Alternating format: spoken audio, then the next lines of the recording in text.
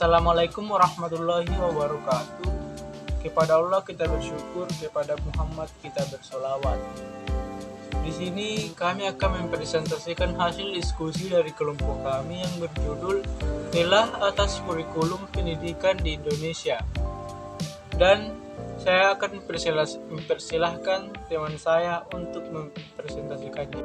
Oke, terima kasih untuk moderator yang memberikan saya kesempatan untuk memaparkan materi. Oke, yang pertama yang akan saya jelaskan yaitu pengertian kurikulum.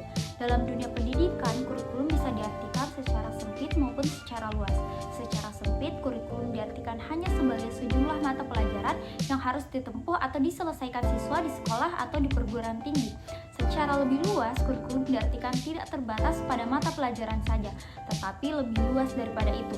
Kurikulum diartikan merupakan aktivitas apa saja yang dilakukan di sekolah dalam rangka mempengaruhi anak dalam belajar untuk mencapai suatu tujuan, termasuk di dalamnya kegiatan belajar mengajar, mengatur strategi dalam proses belajar, cara mengevaluasi program pengembangan pengajaran.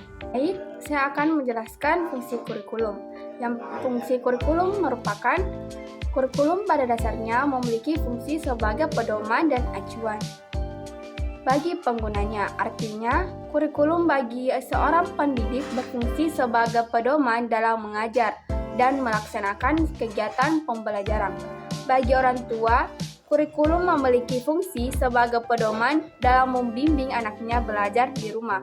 Bagi seorang kepala sekolah, yayasan, dan pengawas, kurikulum memiliki fungsi sebagai pedoman dalam melaksanakan supervisi atau pengawasan bagi siswa. Kurikulum berfungsi sebagai suatu pedoman belajar, sedangkan bagi masyarakat,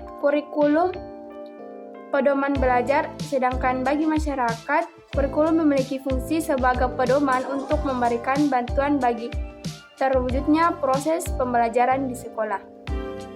Baik, di sini saya akan menjelaskan mengenai sejarah perkembangan kurikulum di Indonesia sebelum kemerdekaan. Kurikulum pada masa Kopeni mempunyai misi penyebaran agama dan untuk mempermudah pelaksanaan perdagangan di Indonesia. Pada abad 16 dan 17, berdirilah lembaga-lembaga pendidikan dalam upaya penyebaran agama Kristen di Indonesia. Pendidikan tersebut untuk bangsa Belanda dan pribumi.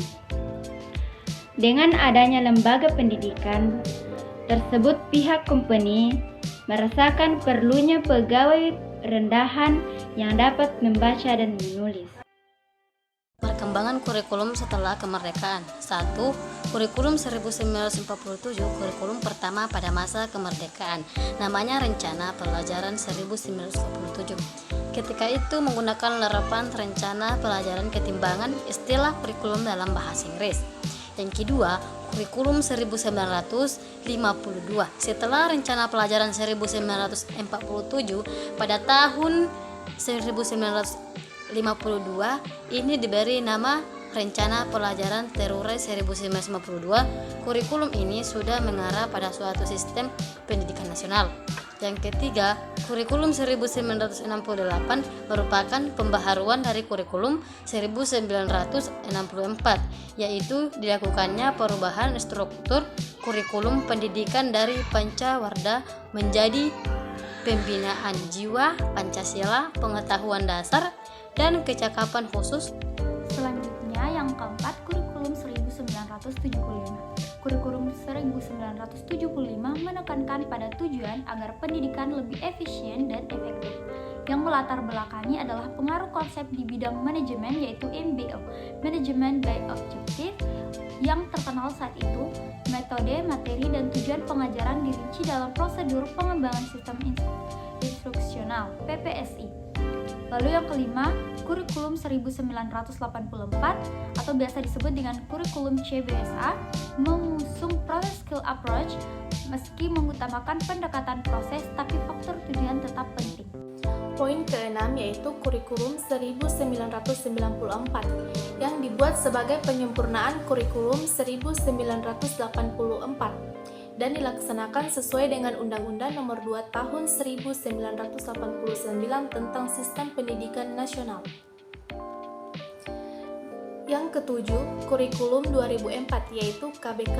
Pendidikan berbasis kompetensi menitik beratkan pada pengembangan kemampuan untuk melakukan tugas tertentu sesuai dengan standar performance yang telah ditetapkan. 8. Kurikulum 2006 yaitu KTSP. Tinjauan dari segi isi dan proses pencapaian target kompetensi pelajaran oleh siswa hingga teknis evaluasi. Tidaklah banyak perbedaan dengan kurikulum 2004. 9. Kurikulum 2013. Inti dari kurikulum 2013 adalah ada pada upaya penyederhanaan dan tematik integratif. Kurikulum 2013 disiapkan untuk mencetak generasi yang siap di dalam menghadapi masa depan. Karena itu, kurikulum disusun untuk mengantisipasi perkembangan masa depan. Dan yang terakhir, ada kurikulum Merdeka Belajar. Kurikulum Merdeka adalah kurikulum dengan pembelajaran intrakurikuler yang beragam, di mana konten pembelajaran akan lebih optimal agar peserta didik memiliki cukup waktu untuk mendalami konsep dan menguatkan kompetensi. Di sisi lain, guru memiliki keleluasan untuk memilih berbagai perangkat ajarnya, sehingga pembelajaran dapat disesuaikan dengan kebutuhan belajar dan minat peserta didik.